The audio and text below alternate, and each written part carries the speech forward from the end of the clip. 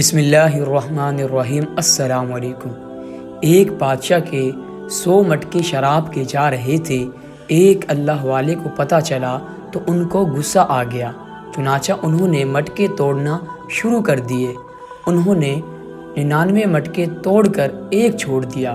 جب بادشاہ کو پتہ چلا تو اس نے انہیں گرفتار کروا لیا۔ اس نے پوچھا، تم نے مٹکے کیوں توڑے؟ وہ کہنے لگے، جب مجھے پتہ چلا کہ ان مٹکوں میں شراب ہے تو میری غیرت نہ گوارا نہ کیا کہ تم مسلمان ہو اور شراب پیتے ہو، اس لیے میں نے ان کو توڑ دیا۔ اس نے کہا، اچھا 99 مٹکوں میں تو غیرت کام آئی، لیکن 100ویں مٹکے میں غیرت کیوں کام نہ آئی؟ فرمانے لگے، 99 تک میں توڑتا چلا گیا۔ جب 99 مٹکے توڑ رہا تھا تو میرے دل میں خوشی کی ایک لہر دوڑی کہ دیکھو میں نے کتنا بڑا کام کر لیا۔ پھر میں نے سوچا کہ اب تک یہ کام اللہ کے لیے کیا تھا، اور اگر اب اگلا مٹکا توڑوں گا تو وہ اپنے نفس کی وجہ سے توڑوں گا، اس لیے 100واں چھوڑ دیا۔ جب بادشاہ نے یہ سنا تو ان کو سزا دینے کے بجائے ویسے ہی آزاد کر دیا۔ شیخ الحدیث حضرت زکریا رحمۃ اللہ علیہ نے ایک واقعہ لکھا ہے کہ ایک بزرگ دریائے جمنا کے کنارے رہتے تھے۔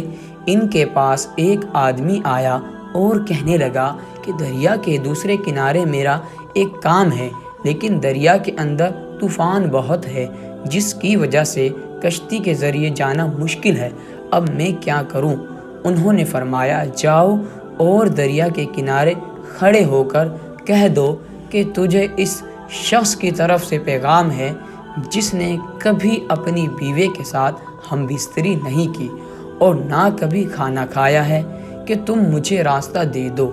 اب وہ بندہ تو یہ سن کر چلا گیا اور جا کر دریا کو وہی پیغام دیا۔ دریا کی طغیانی کم ہو گئی اور اس شخص نے آرام سے دریا پار کر لیا۔ ادھر بیوی صاحبہ نے بھی شوہر کی یہ بات سن لی تھی اور ماشاءاللہ 7 بچے بھی تھے۔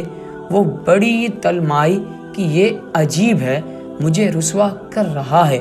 وہ بزرگ جب اپنے گھر میں آئے تو بیوی آگے غصہ سے بھری بیٹھی تھی۔ کہنے لگی کہ یہ جو تو کھا کھا کر موٹا ہو رہا ہے، اس کو تو جانے اور تیرا خدا، لیکن یہ بتا کہ تو نے جو میرے ساتھ کبھی ملاقات نہیں کی تو یہ 7 بچے کہاں سے ہو گئے؟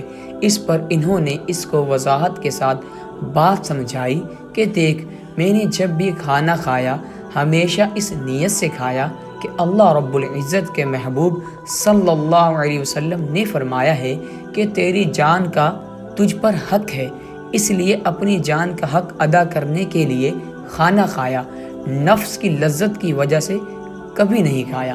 اسی طرح اگرچہ میں 7 بچوں کا باپ ہوں، مگر بیوی سے ملاقات کرتے ہوئے میرے دل میں ہمیشہ یہ نیت ہوتی تھی کہ شریعت نے مجھ پر بیوی کے حقوق عائد کیے ہیں، لہٰذا میں اپنی بیوی کا حق ادا کر رہا ہوں۔ میرا مقصد فقط نفس کی لذت اور اپنی خواہشات کو پورا کرنا نہیں ہوتا تھا۔ اگرچہ میں نے اتنی بار اس کا حق ادا کیا، مگر یہ ایسے ہی تھا جیسے میں نے اپنے لیے کیا ہی نہیں۔